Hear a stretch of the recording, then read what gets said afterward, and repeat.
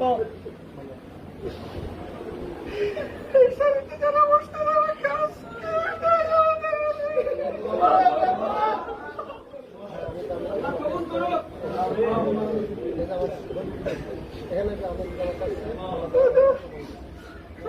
মাতার দাস শহীদদের জীবিতকে আল্লাহ কবুল করুন।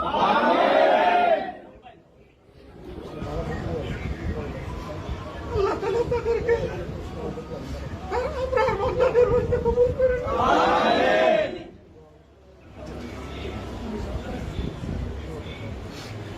দেশে এবং বিশ্বে যে সমস্ত ভাইয়েরা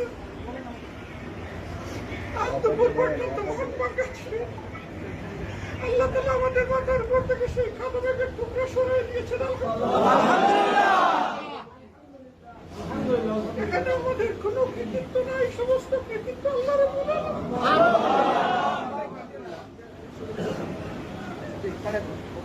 আজ সকাল পর্যন্ত গভীর অনিশ্চয়তা আমাদের মধ্যে তুলা খাচ্ছে।